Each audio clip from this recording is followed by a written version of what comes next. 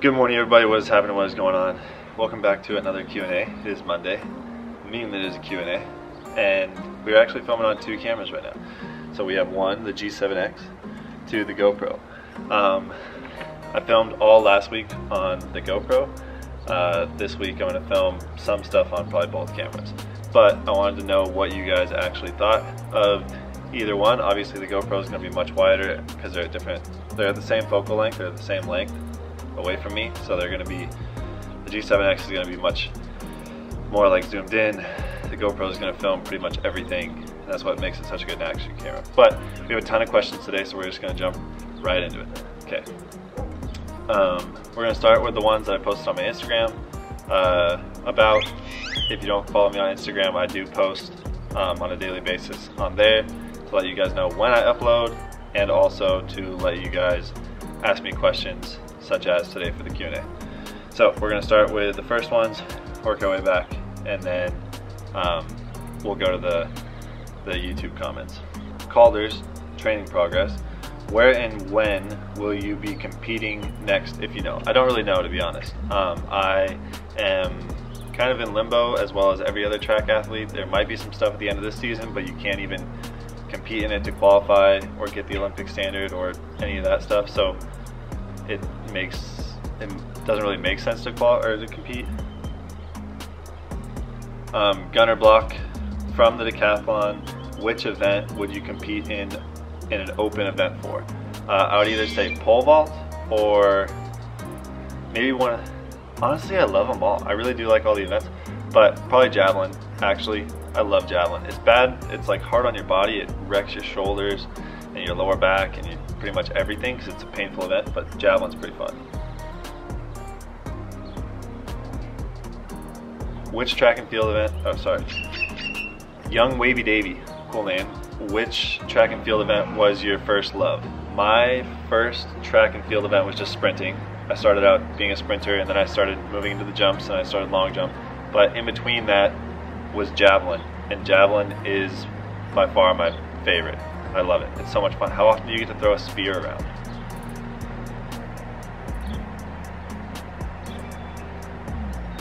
The vegan engineer. One, she has some dope recipes on her Instagram, so I'll link that just a free shout out because her chickpea salad stuff, fire. But why did you decide to start a blog? So my roommate Devin at the time, he was at the Olympic trials and he was going to start a blog, and I'd been watching Casey Neistat, who's like the godfather of vlogging. I'd been watching him for a long time, so then I went to like figure out how I wanted to vlog, and I literally copied his style, and then I just kept doing it, and I've kept doing it for the last like 5 years. So I think we're coming up, this might be like number almost 400 videos, which is crazy.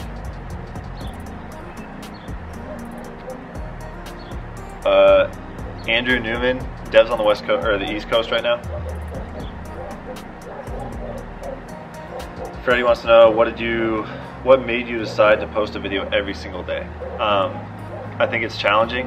I enjoy talking to the camera, which is weird. It's literally like therapy to me. Like if I don't vlog or I don't do something, it's like stressful throughout my day.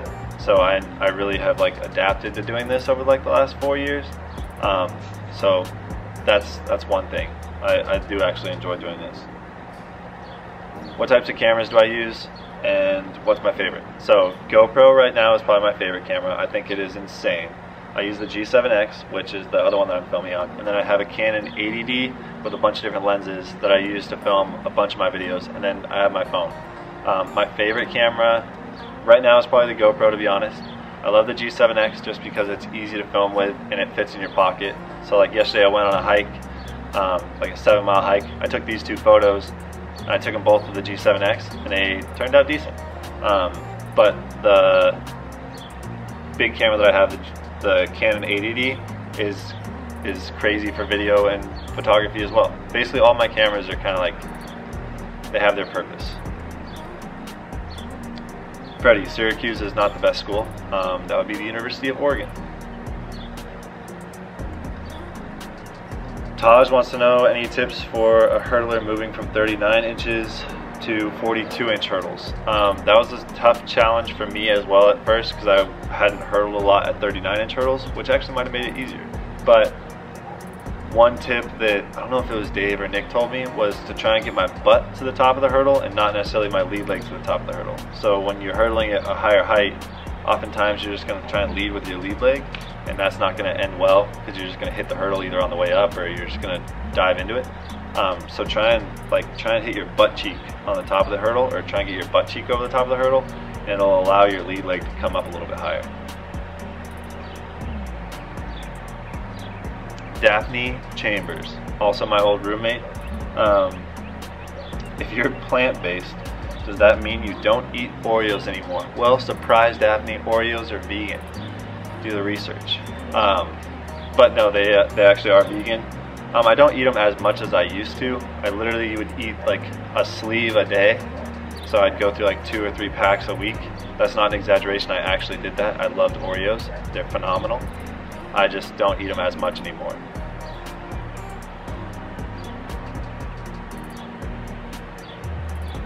Murphy D88, workouts for jumpers stuck at home. I actually have a few like videos that you guys could go watch or do a workout with me. Other than that, try and do a lot of like single leg stuff or like isometric stuff. If you can, do a lot of eccentric stuff, so you're like focused on like controlling movements rather than like just like trying to move weight as fast as possible. I know there's not a ton of weight to be moved, but that's one thing you could do. Yeah, it's just you just got to find out. It's hard to do when you don't have weight, but you can do like, even here we can do like step ups over here on the pool. We can do step ups in the water. Obviously we have a pool, which is different than a lot of people, but you can do step ups on like a curb outside in the street. You can do different like single leg plyometric stuff. You can do a bounding progression. I can make a whole video about bounding progressions if you wanted to, if you guys honestly wanted to see that and would watch it.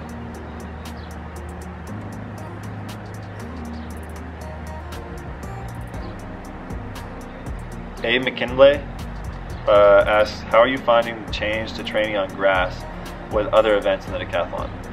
So I really haven't trained a lot of other events. Basically, we're working on hurdles because I am part of a whole group of hurdlers, so they love to hurdle, which is not bad for me because it's probably it's going to be one of my better improved events, which is kind of nice because I'm hurdling with them on a daily basis.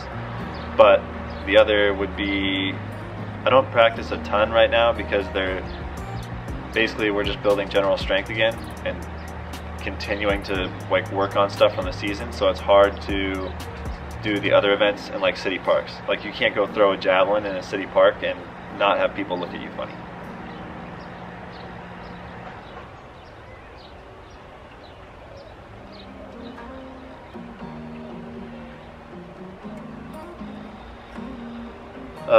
Laney Protec asks, why have you not signed with a professional company yet? Trust me, if I could sign with a professional company such as Nike, I would love to. I basically wear all Nike anyways. Like there's, outside of my flippers or my slippers, I am not wearing anything that is not Nike. Nike shirt, these are Nike. This is my friend's company, so I'm not going to not rep that. But I would love to sign with a company. It's just the fact that it's hard to reach out to them. They are looking for much larger individuals than myself as far as like competing. I've made arguments that basically nobody's competing right now and I'm making a video every day, so you're getting free advertisement, but it's still hard to get people to buy into what I'm doing on a daily basis. Rory PRND, my favorite running shoe hands down is just the Nike Pegasus. I've trained in it for the last 8 years. The last, or 6 years, 7 years, and I love it. Their new models every year are insane. I'm obviously not sponsored by Nike. I just love the Pegasus running shoe, it's like literally the majority of most college and professional runners use it. Matthias Comey, what were your results like in high school and how easy was it to get into Oregon with them? So if we're talking about individual results, I ran like 1098 I long jumped like 23:10. I high jumped 6'7". I ran the 448.6. I threw jab like 180. Those are my individual events. I ran the 200 like 21.8 or something. So nothing crazy fast by any means. So with those results, I wouldn't have gotten into Oregon by a long shot. Like I had no individual events that were going to get me anywhere to like the larger Division I universities that I wanted to go to. So I then picked up the decathlon, and my first score was horrible. I got last place in my first decathlon ever. My next one I ended up winning, and then the next one I ended up having a personal best. And then going into my freshman year of college, I scored 69.69, which was like number 3 in the country at the time for juniors. And then I started getting some interest from college coaches, and basically the first conversation I had with my college coach throughout like college was he was asking me what my goals were as far as being a collegiate athlete, and I said that I wanted to win conference my freshman year, and he kind of like chuckled and was like, oh, that's a great goal, we'll see if you can do that, because he obviously had a decathlete that was very good at Dakota Keys 8,000 point deck. And within a matter of that year outdoors, I was then projected to get 1, 2, or 3 at our conference meet, and ended up getting 3rd because I kind of didn't have the best last couple of events, but ended up getting 3rd, and I think kind of surprised a lot of people my freshman year, which was kind of a good thing. And yeah, it was nice to have that mindset of like, I don't care who the competition is, I'm still gonna win, even though I'm the youngest guy out there. Like, it's all about that mindset.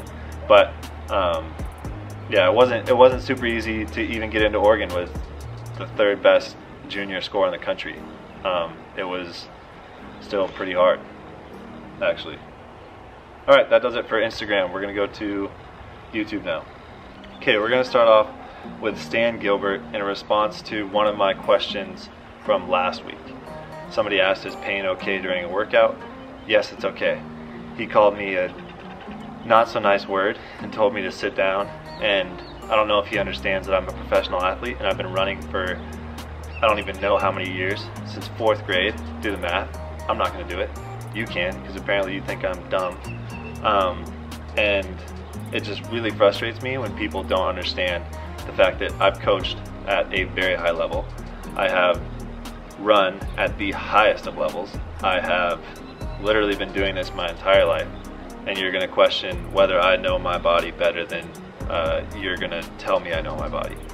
So you can just alleviate yourself from this channel and never come back. Thank you. Cameron Schreffer, I kind of already answered your question from a different Instagram question, so I hope that helps. It was about hurdle height transitioning from 39s to 42s.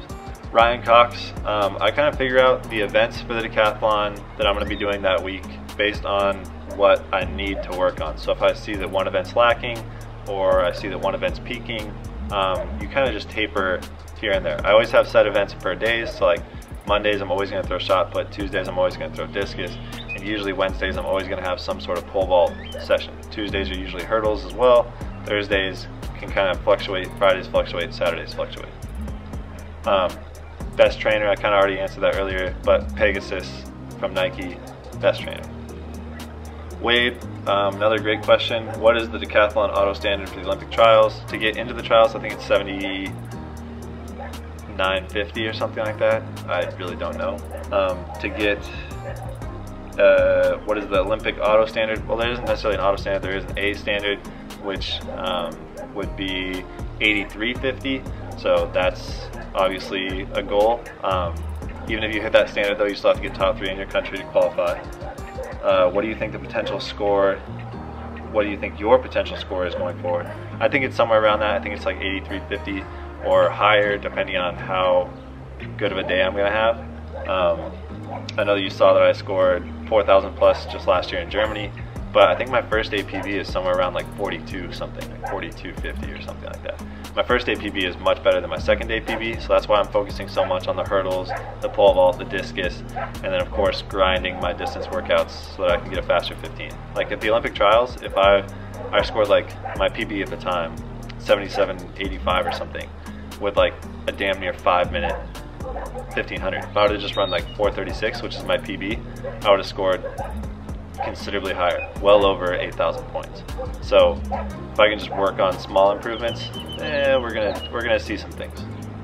John, half the time I make the crust of the pizza, the other half of the time I just buy the ones from Whole Foods. It's way easier. Kyle Martin, if you're for some reason watching this and you want me to show up at a meet, reach out to me. I have like an email down below. I'll respond to your message, but reach out to me and we'll figure something out. John, I actually don't know what tank top it was. I think it's just a Nike tank top that Devin gave me. Tia Weston, I stay motivated by, well actually as of late I've stayed motivated because one of my friends works harder than I've seen anybody work. She has a job being a physical therapist that she still does. She has ample, like no time in the day. So not ample, but she has no time in the day. Still goes for a hike pretty much daily. Goes for a run, works out at 5 a.m. and then works out after she gets back from work. And then I sit around all day. I get time to edit these videos. I apologize for the dogs in the background during this whole conversation, but I get time to edit these videos and my job is considerably less. Like today we have 10 times 200 as our workout. That takes 15 minutes to actually do the workout. Obviously there's an hour cool down, an hour warm up, and just like little things here and there. But the workout itself, the actual like pain part of everything, only takes like 15 minutes. So the motivation is that I want to be as successful as possible. And I know that there's only one way to do that, and that's to work my booty off, for lack of a better term. I literally work harder than every other person that I know. And that's why I post a video every single day. That's why I wake up at 4 a.m. every day and edit these videos, is so that, because I want to be successful. And that's my end goal. Literally, that's the reason. Christian Carnahan, how did you get through school having both YouTube and being an elite level athlete? You're a computer science major, which is dope. One of my friends is a computer science major. You also are a D1 high jumper. That is awesome. And lots of tough schoolwork on top of the track is stressing me out. Any suggestions? So for me, I just got into a routine. I knew that I was going to wake up in the morning and film these videos. Coffee saved my life. So if you're not drinking coffee and you want to get addicted to something, I suggest this. It's way better than like hard drugs. So coffee's good. Advice is to stay focused. They say that there's 3 things in school, especially if you're an athlete. You have a social life, your sport, and then academics, and you get to pick 2 of those. So I basically eliminated my social life, and I had sports, academics, and then I'm including this in academics. So as far as like, I think that's kind of what you gotta choose. You can either do your sports and your social life and have crappy grades, or you can have really, really good grades and a really good social life and not focus so much on your sport. It's all depending on what you want to get out of college. Nick Shiner, sorry if I pronounced your last name incorrectly. How much money did you get from your track scholarship, if you don't mind saying?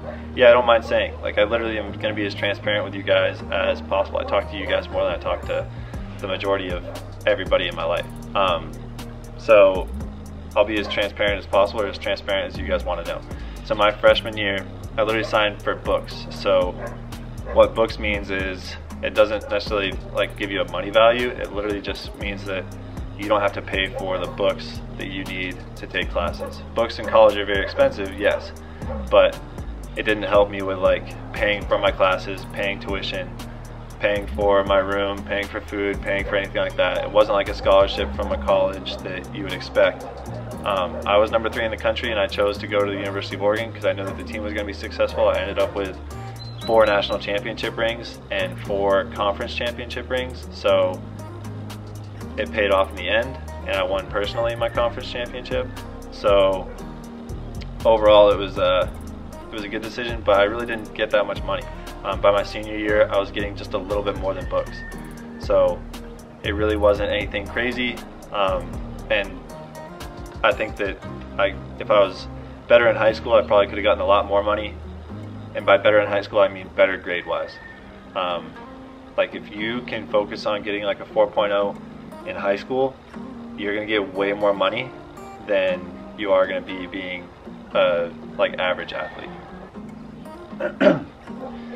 Garrett Bates, my like go-to like rollout muscle recovery tools are the Hypervolt, Hyper Ice, like the gun. That thing is amazing. I've like made the investment and bought one of those last year before going to USA's.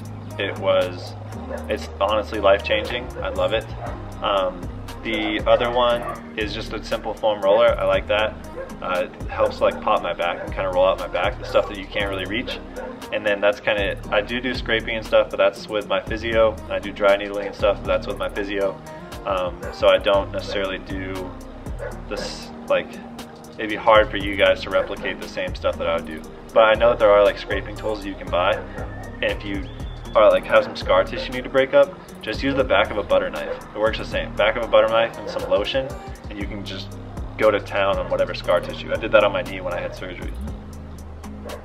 Greg Coleman wants to know, can I share the smoothie recipes? Yes. It's literally take whatever green leafy vegetable you have in your fridge, throw that in the bottom of the blender, and then take as much fruit as you can fit in that blender, and then fill the rest of it with some sort of juice. I use orange juice, and blend that up. If you're wanting like a protein shake, throw whatever protein you prefer in there. I prefer like pea protein or hemp protein. I think that they're the best quality for me, or how I react the best to it. Soy kind of makes my stomach feel weird sometimes, and then obviously I try and go plant-based as much as I can. So that's literally my smoothie recipe, and it's fire. Alright, and last but not least, Eric Botern, how are you going to grow your channel? Well, Eric, that's a tough question, because like I said, I'm going to put 110% into this thing, and that's what I'm going to focus on the rest of the time that I'm like quarantined or whatever you want to call it. But it's literally a matter of I'm reaching out to every single like track like outlet that I know, and trying to push my channel and trying to reach out to people that I've never talked to in my entire life, and see if they'll just watch my videos, because I legitimately believe I create good content, and see if they'll continue to try and help me promote it. There's like some like the business meetings and stuff that I've been having, I'm like obviously going to share with you at some point. They're for like stuff that hopefully will help in the future and hopefully get that trajectory going. My channel demographic right now, a lot of you guys really like the gear videos, but that's not necessarily what my life is about. I do get a lot of gear, I wear a lot of gear, it's similar to my life. I run track professionally. I literally do, like, my job is to go train as hard as I can on a daily basis, and that's what I like to show you guys. My job isn't necessarily wearing the coolest of stuff, and if you know me, I literally will throw on whatever in the morning, and that's what I wear the rest of the day. Like, I've never had like matching stuff. I just throw on what I want to wear, and that's kind of my style. So yeah, to grow the channel, I could probably post gear review videos every day, once a week, whatever, and it would grow substantially. And I'm sure I'm going to include more because I do want to grow, but it's really to grow my channel. It's up to those of you that have stuck around this long. Like, this is a 30-minute video, and you guys stuck around this long to listen to me talk and answer questions, answer your guys' questions, and engage with you guys, and that's what I really like doing. So it's up to like us as a group. If you want to see me grow and be able to continue to do this and be prosperous, then it's like it's up to us as like a collective to try and like share these videos. And I don't ask you guys to share them. Like, if you legitimately enjoyed the content and you want your friends to see it too, or like there's something cool that I do that you think your friend might like, then yeah, go ahead, share it, do whatever you want. But legitimately, it's just like through word of mouth is like how I'm gonna grow, because daily vlogging is obviously a dying breed. Not a lot of people do it anymore, and I think that it's interesting to actually see what I do on a daily basis, and or at least, yeah. So to get my channel to grow is harder than I've ever anticipated. Like 400 videos in, and I'm still only getting like 300 views a video, but we'll get there eventually. It took Casey and Neistat years. It can take me years too, but trust me, we're gonna be prosperous. We're gonna have a good time. Anyways, remember, be honest, people. Don't hurt yourself. Don't hurt others. Slow down. Don't dance too fast. Thank you guys all for watching this long video. I appreciate it. I hope I answered your question. If I didn't, I post a Q&A video every single Monday, and I post a new video every single day. So tomorrow's video, I think we're gonna have some weird, crazy off week this week, so there'll be some interesting workouts. Anyways, I'll talk to you guys all tomorrow. I'm gonna try and close out with just one arm. Okay, bye.